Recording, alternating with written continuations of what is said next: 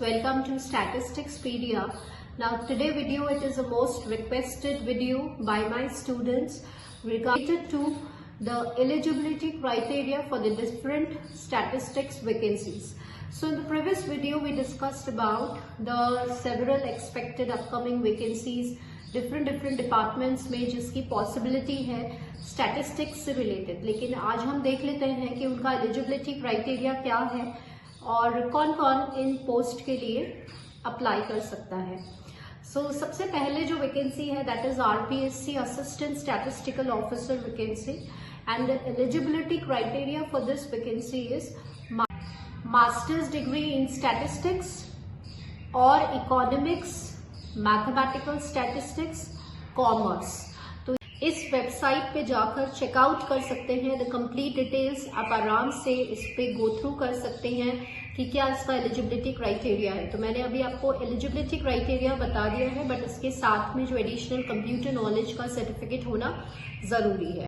Then second is RPSC ACF, that is forest range पे जो vacancy मैंने आपको बताई थी, उसके लिए बैचलर्स डिग्री जो है इन स्टैटिस्टिक्स होना चाहिए. एटलीस्ट कोई भी सब्जेक्ट में. वो सब्जेक्ट्स कौन कौन से हैं? कंप्यूटर है, फिजिक्स है, जूलॉजी है, मैथमेटिक्स है, स्टैटिस्टिक्स है. तो ये सारे सब्जेक्ट्स आप देख रहे हैं, इसमें बैचलर्स डिग्री होना चाहिए. तो यहाँ पे आपको मास्टर्स की जरूरत नहीं है. Even if you are a graduate with any of the subject, तो आप जो है इस एग्जाम के लिए एप्लीकेबल हैं और एलिजिबल हैं. आप जो है वो इस वेबसाइट पे विजिट कर सकते हैं और वहां पे आप प्रीवियस ईयर पेपर्स जो है एसीएफ का जो लास्ट एग्जाम हुआ था आई थिंक 2018 में, वहां पे आप चेकआउट कर सकते हैं कि पेपर का पैटर्न कैसा है और स्टैटिस्टिक्स का जो लेवल ऑफ क्वेश्चंस है वो भी आप देख सकते हैं. Then we have for the post of statistical investigator cum compiler SI की पोस्ट के लिए. देखिए 2020 में जब ये एग्जाम हुआ था तब जो आपकी कुछ क्राइटेरिया जो है आरपीएससी ने रिगार्डिंग स्टैटिस्टिकल इन्वेस्टिगेटर वो चेंज कर दिया. यहाँ पे जो आप देख रहे हैं, सबसे पहले आपके पास जो है स्टैटिस्टिक्स होना चाहिए as a subject, right, in the 3 years of graduation.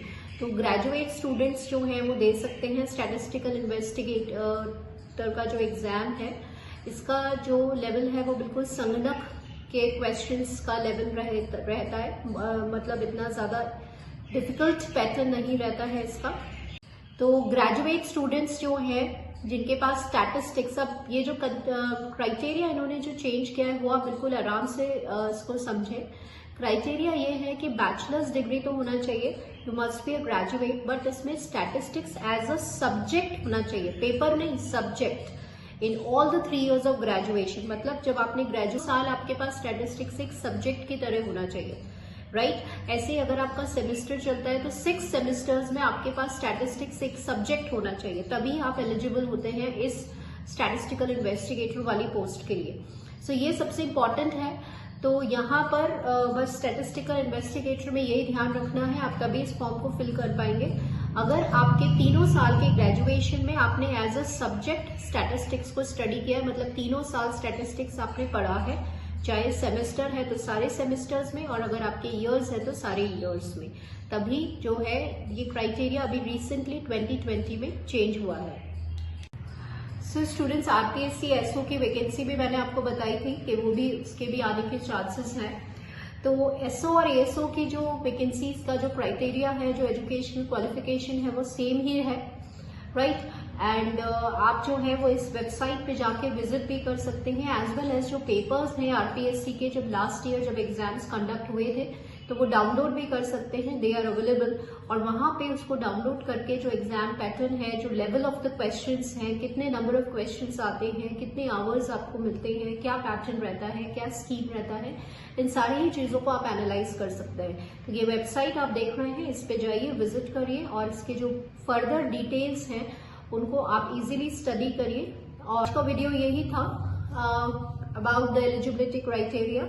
और अगर इन नियर फ्यूचर जैसे ही नोटिफिकेशंस रिलीज आउट होते हैं या अगर कोई दूसरी वैकेंसीज की पॉसिबिलिटी होती है तो I keep on updating on this channel itself. तो आप बने रहिए, कनेक्ट रहिए चैनल से और सपोर्ट करते रहिए. So thank you students for watching this video. Thank you so much.